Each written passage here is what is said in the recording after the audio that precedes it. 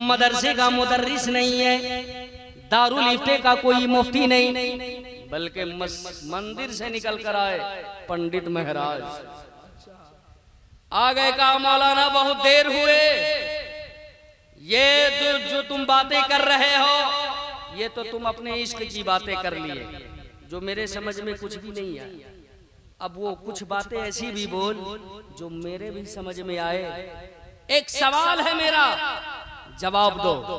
गणेशम जन्नम शीशम नम पर्वतम जन्नम शीशम नम। समझ में आया आप लोगों को? नहीं समझ में आया? अरे जो बात समझ में ना आया उसी को तो चतुर्वेदी कहते हैं। अब भी नहीं समझे आप लोग?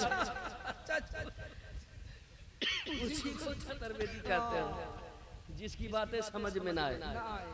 गणेशम जन्नम शीशम नम पर्वतम जन्नम शीशम नम। बड़ी माजरत के साथ नकल कुफ्र कुफ्र नबाशत का क्या वो महबूब गणेश की तरह है? कहा कहा गणेश, कहा हमारे नबी का जलवा। जरा बोलो सुभान अल्लाह। का क्या वो पेड़ पौधों के मानिंद है? कहा कहा पेड़ पौधा, कहा मेरे नबी का जलवा। का क्या वो पर्वत के मानिंद है? का कहा पत्थर, कहा मेरे नबी का तलवा। का गंगा जमुना विशानम पंडितम गौदानम शवा। क्या वो महबूब गंगा के बहते धार की तरह पाक और पवित्र है? कहा कहा गंगा का धार और कहा मदीने का ताजेदार। सारी दुनिया भागे गंगा के धार की जानिब और धार भागे मदीने के ताजेदार की जानिब।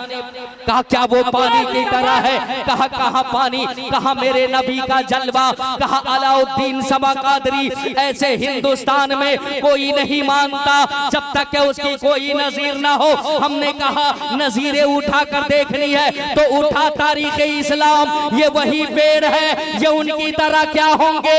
ये अपनी जगह लहर रहे थे, लेकिन जैसे ही महबूब की नजरें पड़ गई अपनी जगह से झूमते हुए उखड़ गए, आकर कदमों को बोसा दिया, फिर इशारा पाए अपनी जगह जाकर लग गए। बस हम वही समझ गए जो पेड़ों को वजूद देता है उसे हम खुदा कहते हैं, और जो बुला लेता है उसी जात को मुस्तफा कहते हैं। अरे लाजवाब नारे तकबीर, नारे रिसालत, फैज़ाने आला हज़रत, शाने रिसालत, अज़मते मुस्तफा, जश्न हबीब अल्लामा अलाउद्दीन साहब क़िबला सबा क़ादरी। माशाअल्लाह। अब सुनिए, कहा क्या वो महबूब पर्वत की तरह पत्थर के मानिंद? कहा महाराज अरे पत्थर से उम्दा तो ये आम बशर है, आप खैरुल बशर की बात करते हो। कहा कैसे? कहा उठाओ कुरान मजीद, अल्लाह रब्बुल इज्जत का इरशाद, लक़द खलक़नल इंसान फी अहसनी तक़वीम। हमने इंसान को सबसे अच्छी सूरत में पैदा फरमाया। सबसे अच्छी सूरत तो सब में ये शामिल है या नहीं है? कहा माना, लेकिन वो जवाब दीजिए जिससे सीधे डायरेक्ट अटैक हो दिल पर, जो बिल्कुल समझ में आए। ये तो बात समझने की थी, समझ गया, लेकिन कोई ऐसा जवाब सामने आए जिससे फौरन दिल भी कबूल कर ले कि नहीं सही है। हमने कहा तो इस्लाम वो मजहब है जिसमें हर सवाल का जवाब पहले ही से बैंक बैलेंस की तरह जमा है। आपके मन में सवाल वो नहीं है जिसका जवाब पहले से वहां मौजूद है, और अभी आपने अगर ये सवाल किया तो जवाब भी लेते चलो। उठाओ तारीख इस्लाम। जब अबू जहल नबी की बारगाह में आया तो इन्हीं पत्थरों में से कुछ लेकर आया। जरा बोलो सुभान अल्लाह। और मोहम्मद से आ गया नबी की बारगाह में, कहा मोहम्मद बताओ मेरी मुट्ठियों में क्या है? पैगंबर मुस्कुराने लगे, जरा आप भी मुस्कुराओ, बोलो सुभान अल्लाह। इधर नबी मुस्कुराए, उधर वो झुंझला गया। कहा मैंने सवाल किया और मेरे सवाल के जवाब के बजाय आपने मुस्कुराया, मतलब आपने मेरा मजाक उड़ाया। आका फरमाते हैं अबू जहल मैं हंस रहा हूं तेरी खोपड़ी पे कि तुझको हो क्या गया है? जरा मोहब्बत से बोलो, तेरी खोपड़ी को हो क्या गया? अरे तुझे पता नहीं ये वो बारगाह है जहां सवाल लेकर कोई भी सवाल आकर सवाल नहीं रह जाता। नबी मुस्कुरा रहे हैं, इधर अबू जहल को गुस्सा आ रहा है। अच्छा, अबू जहल का नाम जबान पे आया, इस जबान की चाशनी बिगड़ने लगी। एक जिम्मेदारी से बात कह देना बेहतर समझता हूं। बड़ी मेहनतों के बाद जाकर कोई अबू जहल बनता है, आसानी से भी नहीं बनता। दिमाग रहते हुए जिसका दिमाग बेकार हो जाए, जो सही सही सोच न सके, दिमाग रखते हुए जिसका दिमाग खत्म, जो सही सोच न सके, आंख रखता हुआ जो अंधा हो जाए, जो हक को देख न सके, जबान रखता हुआ जो गूंगा हो जाए, जो हक बोल न सके, कान रखता हुआ जो बहरा हो जाए, जो सच सुन न सके। जब ये चारों साइडें फेल होती हैं, तब जाकर किसी को अबू जहल की सर्टिफिकेट मिलती है। बात समझ में आ रही है? जबान पे नाम आया, जबान की चाशनी जाती रही। आइए मैं जरा एक बुजुर्ग की बारगाह का सहारा लेता हूँ ताकि जबान में शिरनी घुल जाए। जरा मोहब्बत से बोलिए सुभान अल्लाह। दिल्ली की सरजमीन पर ले लिए चलता हूँ आपको। सरकार कुतुबुद्दीन बख्तियार काकी अलैहि रहमत व रिदवान की बारगाह नाज है। अल्लाह ताला उनकी मरकत पे रहमत व अनवार की मुसलधार बरसात फरमाए और उनका सदका हम गरीबों पे खैरात फरमाए। सुनिए, आपकी बारगाह में एक ज़ईफा आ गई अंडा लेकर। कहा सरकार, गरीबी ने कभी दरवाजा नहीं छोड़ा, कभी गरीबी ने पीछा नहीं छोड़ा कि आपकी बारगाह में कोई कीमती चीज लाती। मैं गरीब हूँ, ये एक मुर्गी का अंडा लाई हूँ, हो सके तो आप इसे अपनी बारगाह में कबूल फरमा लो। अल्लाह का वली ये नहीं देखता कि क्या है, बल्कि ये देखता है कि देने वाले का दिल कैसा है।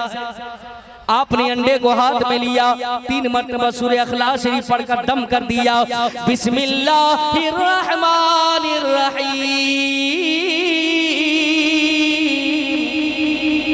कुल हुवल्लाहु अहद अल्लाहुस समद लम यलिद व लम यूलद व लम यकुल लहू कुफुवन अहद।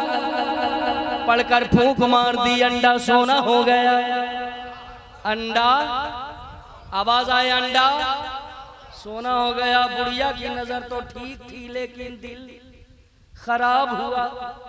सोच में पड़ गई, काश के हुजूर मेरा ही अंडा मुझको दे देते तो काम बन जाता। अच्छा, जिंदगी की सारी उलझने, परेशानियां, ये दिक्कतें, ये मजबूरियां, ये मुफलसी, ये सब दूर हो जाती। लेकिन अल्लाह वाला हमारी तरह दुआ के नहीं रखता। उनके पास 4 आंखें होती है, 2 से जाहिर चीजों पे नजर होती है और 2 से सीधे दिल की हरकतों को पढ़ा करते हैं। दिल्ली वाले की नजर सीधे दिल पर, जरा बोलिए सीधे दिल पर। दिल्ली वाले की नजर सीधे दिल पर। दिल्ली के दिलदार ने दिल को पढ़ लिया, तो जब दिल्ली के दिलदार के पढ़ने का ये आलम है, तो मदीने के ताजदार का आलम क्या होगा। जब उनके गदा भर देते हैं शाहाने जमाने की झोली, जब उनके गदा भर देते हैं शाहाने जमाने की झोली। मोहताज का जब ये आलम है, तो मुख्तार का आलम क्या हो। हाँ, सुभान अल्लाह। अब चलने लगी, अब ज़ईफा चलने लगी वापस। अल्लाह वाले मुस्कुराए, कहा माँ कहाँ चली, कहा घर जा रही हो। कहा जा रही हो वो तो ठीक है, लेकिन जो बातें दिल में आ गई उसे छोड़ के क्यों जाती है। जो दिल में आ गई है, वाह वाह। जो बातें दिल में आई है उसे लेती भी जा। तू जो लाई थी अंडा था मेरी बारगाह में आने के बाद, अब ये सोना तेरा तोहफा अंडा ले, ये मेरी जानिब से तोहफा सोना कबूल कर। जा बिगड़े मुकद्दर को सवार, अब ली बारगाह है वली से। लेकिन दरवाजे तक तो गई, पलट कर फिर आई। कहा कि अब क्यों आई। कहा सरकार बड़ी मेहरबानी होती, ये आने जाने का सिस्टम खत्म हो जाता तो बड़ा अच्छा होता। कहा मतलब। कहा मतलब साफ है, वो मंत्र ही दे दीजिए जिससे आपने अंडे को सोना बनाया है। जरा मोहब्बत से बोलो सुभान अल्लाह।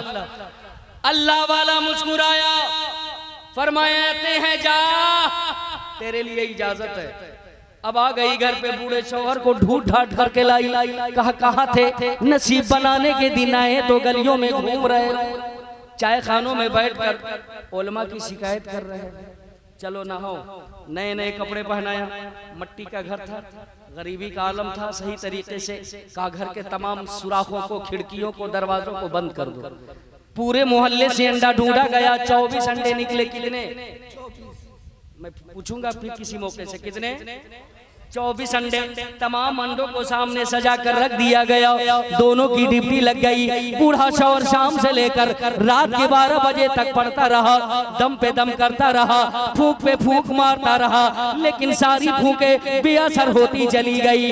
एक भी अंडे का कलर नहीं बदला। अब ज़ईफा आगे बढ़ी, कहा चल हट, न जाने कहां कहां की चाय पी करके आ गया है, जबान की चाशनी बिल्कुल खत्म हो गई है। अब देखो मैं पढ़ना शुरू करती हूँ, एक पल में अंडे का कलर बदल जाएगा।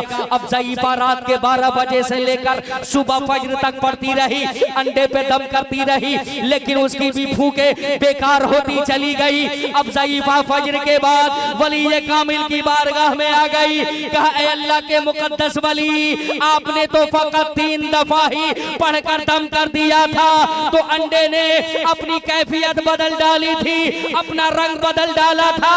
हम दोनों मियां बीवी रात भर पढ़ पढ़ के परेशान है, एक भी अंडे का कलर नहीं बदला। मुस्कुराया अल्लाह का वली, फरमाते हैं माँ तेरी जबान और है, मेरी जबान और है।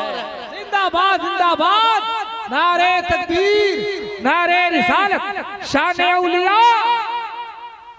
अब फिर मुस्कुराते हुए लहजे में फरमाया अंडे कितने थे? अर्ज करती है सरकार 24। अच्छा याद कहा के खामखा मेहनत करती रही, कसम खुदा की अगर 22 होता, 25 होता तो नतीजा तेरे हक में होता। मामला तो 24 भी आकर फंस गया था, ये कभी बदलने को नहीं थे। हजरत ठीक बोल गए, तवज्जो जरा कहिए सुभान अल्लाह। ये कभी बदलने को नहीं थे, बेकार की मेहनतें करती रही। अब लौट करके आ जाइए, नबी पाक की बारगाह में अबू जहल खड़ा है। अबू जहल खड़ा है, यही तो छोड़ा था मैंने आपको। आका ने फरमाया ओ सुनो, मैं तेरे सवालों का जवाब दूं या जो तेरी मुट्ठी में बंद है वो बोले कि मैं कौन हूं, तो कैसा रहेगा? पहले नबी मुस्कुरा रहे थे, अब ये उछलने लगे। आका ने फरमाया ये जश्न मना क्यों रहे हो? कहा कि पहला सवाल जो मैंने किया था वो बड़ा आसान था, अब जबकि दूसरा सवाल जो अभी आपने खुद चुना ये बड़ा दुश्वार है, क्योंकि यहाँ आपके बोलने की बात थी, अब यहाँ इनके बोलने की बात है। ये क्या बोलेंगी जिनमें कभी जबान नहीं, ये क्या बोलेंगी जिनमें कभी जान नहीं? प्यारे नबी ने फरमाया ओ अबू जहल पूछ के देख, ये बोलेंगी, पूछ के देख, पूछ के देख, ये बोलेंगे। अबू जहल मुट्ठियों की तरफ मुखातब हुआ, कहा कौन है? कुछ नहीं, कुछ भी नहीं, कुछ भी नहीं, न सनसनाहट, न खड़खड़ाहट, न खड़खड़ाहट, कुछ भी नहीं जी। कहा नहीं बोलते। पैगंबर मुस्कुराए, फरमाया तुझसे नहीं बोलेंगे, क्योंकि तेरी जबान और है, मेरी जबान और है। अब प्यारे नबी ने वही पावर वाली उंगली उठाई जो कभी मकामे सहबा में उठी थी, वही पावर वाली आका ने उंगली उठाई जिसे कभी आपने पानी के चश्मे जारी फरमाया था। नबी की उंगली का इशारा हुआ, अबू जहल का कब्जा टूटा, बंद मुट्ठियों से कंकरी घूमने लगी, पढ़ने लगी अशहदु अल्ला इलाहा इल्लल्लाहु व अशहदु अन्ना मुहम्मद लाजवाब, नारे तकबीर, नारे रिसालत, मौजज़ाए रसूल पाक।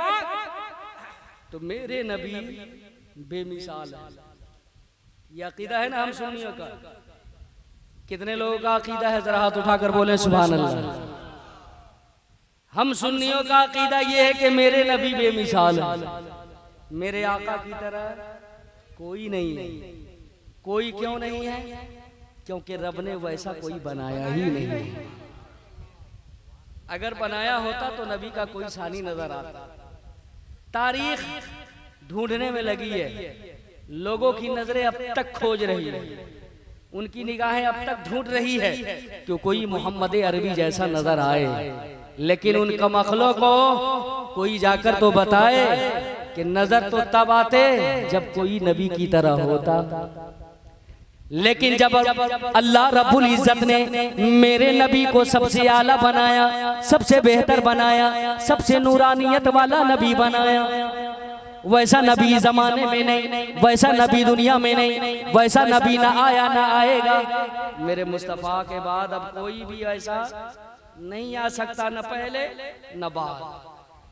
हम सुन्नियों का ये नजरिया कि मेरे नबी लाजवाब है, तो ये सिर्फ हमारा ही अकीदा नहीं है, ये बुजुर्गान दीन का ही अकीदा नहीं है, ये सल्फ़ो सालहीन का अकीदा ही नहीं, अइम्मे मुज्तहिदीन का ही अकीदा नहीं।